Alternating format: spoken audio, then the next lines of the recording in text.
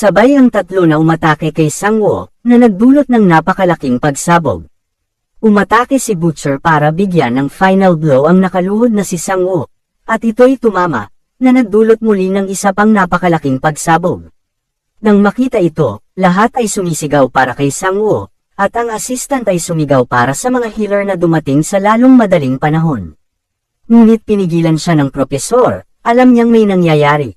Makikita na maraming nag-pop up na mensahe kay Sangwoo na nagsasaad na nalikha ang isang bagong kasanayan na tinatawag na Strong Bone Skill.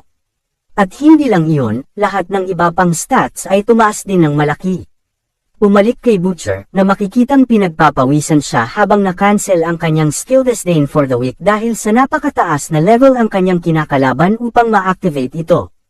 Madaling na-block ni Sangwoo ang kanyang pag-atake gamit ang kanyang bagong Unbreakable Body Skill, at makikita na dumable ang kanyang mga istatistika.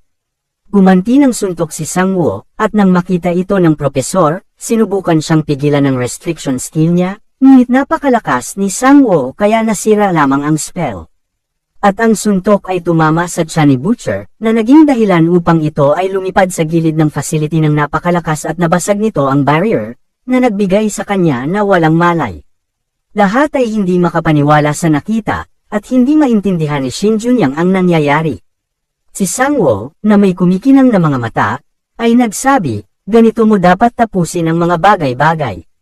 Lumipat ang eksena sa lab, kung saan tuwang-tuwa ang CEO sa pagkakita na na-obtain ng clone ng bagong Strong Bone at Unbreakable Body Skills, at makita rin itong matagumpay na nawala ang kakayahan sa pagiging halimaw, nilagyan niya ang clone ng pinakamahuhusay na kagamitan na meron ang kumpanya ng Tron, kabilang ang isang machine gun at laser sword. Isinasaad niya na ginawa niya ang bagay na ito para talunin ang mga S-Class Hunters. Tinanong niya ang kanyang assistant kung naging maayos ang brainwashing, at sumagot ito na na-reset nila ang isipan nito. Ibig sabihin ay napalitan na nila ang kanyang master na dati ay si Sangwoo, ngayon ay ang CEO. Natutuwa siyang marinig ang balitang iyon at sinabi na T01 ang bagong pangalan ng clone ngayon. Isinasaad ng assistant na inaasahang darating ang Sword Seeker sa loob ng 5 minuto, at sinabi ng CEO na perpektong timing ito at inutusan si T01 na alisin ang Swordsman. Ngunit nakatayo lamang ito, at ang CEO ay nalilito, at nagtataka kung anong problema sa device ang isinalin, inalis ng clone ang kanyang kamay at sinabi na siya si number 7, at tumatanggap lamang siya ng mga utos mula sa kanyang Master Sangwoo. At sinuntok nito ang CEO sa tiyan, at sinabi ng clone na hindi lang siya kinuha nila kundi sinubukan din siyang e-brainwash at mag-inject ng droga sa kanya, natutukoy niya na ang buong kumpanya ng Tron ay magiging mga kaaway. Bumalik sa labanan, at ang propesor ay natulala nang makita na sinira ni Sangwoo ang kanyang kakayahan sa pamamagitan lamang ng kanyang natural na lakas. Napasabi ang propesor kung isa lang ba talaga siyang B-rank hunter, at sumigaw sa kanya ang kanyang assistant na dapat na niyang ihinto ang laban. Sinabi ng propesor na hindi, at nakikita na walang dahilan upang ihinto ang labanan ngayon, na sinasabi na binaliwala na nila ang mga patakaran sa simula pa ng laban. Hiniling ni Nyumon kay Junyang na bigyan siya ng utos, pero si Shin, na nanggagalaiti sa kanyang mga ngipin, ay galit na nakikita ang labis na kakayahan ni Sangwoo, kaya't sinigawan siya ni Nyumon upang maalis ang alalahanin niya, at napagtanto ito ng ilang sandali at humingi ng tawad. Iniisip niya sa kanyang isipan na hindi niya dapat malimutan ang kanyang layunin, habang inaalala niya ang misyon na ibinigay sa kanya ng kanyang ama. Sinabi niya kay Nyumon na bibigyan niya siya ng speed buff at sinabihan siyang atakihin si Sangwoo gamit ang buff. Naramdaman ni Nyumon ang labis na kapangyarihan, at sinugod niya si Sangwoo. Inihagis niya ang kanyang espada sa mukha ni Sangwoo, ngunit nasira ang talam sa pagtama nito. Hindi siya makapaniwala sa sobrang lakas ni Sangwoo, at natapos na ang kanyang speed buff. Umatake si Sangwoo para tapusin siya ng isang suntok, pero pinigilan siya ni Junyang sa pamamagitan ng isang ice wall spell. Madaling nabasag ni Sangwoo iyon, gamit ang kanyang cold resistance stat at hinawakan si Nyumon sa lalamunan. Si Junyang, nang makita iyon, ay gumawa ng isa pang pag-atake kay Sangwoo, at nang hindi kumikibo, tinanggap ni Sangwoo ng buo ang pag-atake, na nagresulta ng walang pinsala sa kanya. Tinapos niya si Nyumon, at si Junyang ay napasigaw sa kanyang pagkadismaya, hinihiling na malaman kung bakit siya ang may hawak ng sitwasyon sa lahat ng ito. Nag-cast siya ng isang panghuling pag-atake ng mga Magic Stone, na nagdulot ng panibagong pagsabog, pero tinanggap ni Sangwoo muli ang pinsala ng hindi kumukurap at nakatayo sa harapan niya. Sinabi ni Sangwoo sa kanya na hindi niya dapat sisihin ang ibang bagay na kulang sa kanya, at umatake si Sangwoo ng isang malakas na suntok. Pero bago ito tumama kay Junyang, sumingit ang propesor at pinigilan ang pag-atake. Halos hindi niya mapigilan ang suntok, at sinabihan niya si Sangwoo na huminto na, at ipinahayag na ang kanyang koponan ang nanalo. Ang huling panel ay nagpapakita na nawasak ang buong area ng labanan, at sinabi ng propesor kay Sangwoo na tipunin ang kanyang mga clone at tulungan silang linisin ang mga gusot na dulot ng kanilang labanan. Makikita ang mga clone na naglilinis sa lugar ng labanan, at ang propesor, nang makita na halos wala ng gusot sa lugar, sinabihan si Sangwoo na sundan siya. Pumunta sila sa isang bakanteng pasilyo, at tinanong niya si Sangwoo kung paano niya naalis ang epekto ng pampahinang potion. Si Sangwoo ay nahuli dito, at napagpasyahan na sabihin sa kanya ang totoo at sinabi na ininom niya lamang ito at ang epekto ay nawala. Nagtanong ang propesor kung ilang points ang poison resistance niya, at sumagot si Sangwoo na ito ay nasa 8,138. Nagulat ang propesor nang marinig kung gaano ito kataas. At sinasabi kay Sangwoo na kailangan ng isang tao na kumain ng mga poison mushrooms para makamit ang ganoong kataas na resistance. Nagtanong ang propesor sa kanya kung paano niya napataas ito ng mabilis, at sinabi niya lamang na ito ay sa pamamagitan lamang ng pagsasanay ng husto. Pero sa kaloob-looban, alam niyang gawa ng clone niya ang lahat. Sinabi ng propesor na hindi panloloko ang ginawa niya, kaya hindi siya magsasalita ng anuman. Pero ang mga mag-aaral ay maaaring magsimulang pag-usapan ang tungkol dito, kaya siya ay gagawa ng isang dahilan upang pagtakpan ito. At dahil doon, sinabihan niya si Sangwoo na umalis na. Makikita si Sangwoo na naglalakad sa akademya, habang iniisip niya kung paano niya nakuha ang 2 bagong kasanayan. Hindi niya alam kung paano ito nangyari at nakasaad na ang 2 bagong kasanayang ito ay parehong sobrang malalakas. Naniniwala siya na ang paraan kung bakit niya nakuha ang mga kasanayang ito, ay dahil kay number 7. Nag-aalala siya sa kanyang clone at iniisip kung siya ba ay pinag-eksperimentuhan pagkatapos na kidnapin, at gustong gamitin ang familiar skill upang siya ay suriin. Ngunit sa pag-alala sa nangyari noong nakaraan, sinabi niya na hindi na niya ito dapat gawin. Sa kanyang isipan, isinasaad niya kung gaano katalino si number 7, at sigurado siyang kakayanin niya ang sarili niya na ipinangako niya noon mula sa heritage, kaya sigurado siyang magiging maayos siya. Umalik kay number 7 ang eksena, kung saan makikita na sinisira niya ang lab gamit ang kanyang laser sword. Sinabihan siya ng lab assistant na huminto pero nagpatuloy si number 7, na sinasabi na sinusunod niya lamang ang mga utos ng kanyang master. Ang sword seeker ay pumasok sa silid at tinanong ang clone kung siya si number 7.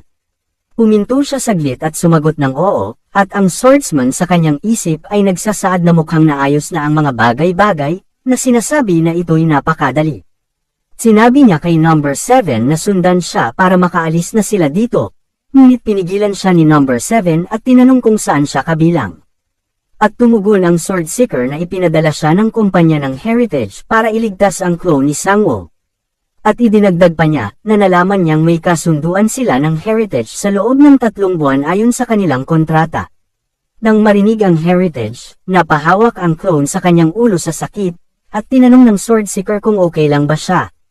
Ang clone, na nakatutok ang kanyang sandata sa swordsman, ay nagsasaad na hindi niya naaalala na nakatanggap siya ng ganoong utos. Ang lab assistant ay nagsasaad na umiepekto na ang brainwashing na droga at inutusan si number 7 na sundin ang kanyang mga utos. Ngunit sinira ni number 7 ang computer system sa kalahati, na nagsasabi muli na siya ay nakikinig lamang sa mga utos ng kanyang master. Ang sword seeker ay nasa isang mahirap na kalagayan, na sinasabing nawala ang memorya ng clone sa kontrata niya sa heritage. Sinabi niya sa clone na kaya niyang kontakin si Sangwoo at ayusin ang buong sitwasyong ito, ngunit wala siyang oras na gawin iyon sa ngayon. At binunot niya ang kanyang espada at sinabi na siya ay walang ibang pagpipilian kundi dalhin siya sa pamamagitan ng puwersa. Lumipat ang eksena sa ospital ng Hunter Academy kung saan makikita si Junyang sa hospital bed pagkatapos ng laban nila ni Sangwoo. Sa pagbabalik tanaw sa mga pangyayaring naganap, pinipigilan niya ang kanyang ulo sa pag-iisip na iyon, habang inamin niya ang kanyang pagkatalo kay Sangwoo kahit na ginamit niya ang lahat ng pandarayang diskarte upang subukang patumbahin siya. Nabigo na naman siya, palabas na siya ng ospital sa di maayos na kalagayan, at nang biglang may kamay na lumabas sa kawalan at hinawakan siya. Ito ay si Butcher, at makikitang sinasakal niya si Junyoung at hinihiling sa kanya na ipaliwanag ang kanyang sarili. Galit na galit siya sa pagkatalo ni Junyoung at kinukutya siya, at sinasabing naging D-class hunter siya sa ganoong kaina. Pinagtatawanan siya, at hindi makapaniwala na natalo siya sa isang bastardo na tulad ni Sangwoo nang hindi gumagamit ng kanyang mga clone. At sa gitna ng sitwasyong ito, lumitaw si Sangwoo nang wala sa oras at sinipa si Butcher sa tadyang, dahilan para lumipad ito sa semento. Sinabi ni Sangwoo na dapat niyang itikom ang kanyang bibig, at sinasabi na siya rin ay natalo sa isang suntok lamang, at si Butcher ay napahawak sa kanyang tiyan sa sakit.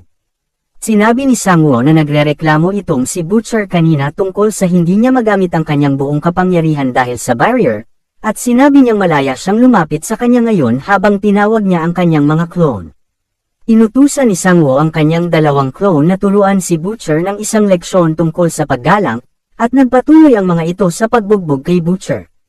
Nakangiting tumingin si Sangwoo, at natahimik dito si Junyoung. Nagtanong si Junyoung kay Sangwoo kung bakit siya iniligtas, at sinabi ni Sangwoo na hindi siya dapat magkamali. Ginawa niya lamang ito dahil binastos siya ni Butcher, at wala nang malalim na kahulugan ang sitwasyong ito. Binanggit ni Sangwoo ang katotohanan na inistorbo siya ni Junyoung sa pangangaso ng mga halimaw, kaya hindi niya dapat isipin na magkaibigan sila. Si Sangwoo ay nagsimulang maglakad palayo, pero pinigilan siya ni Junyoung.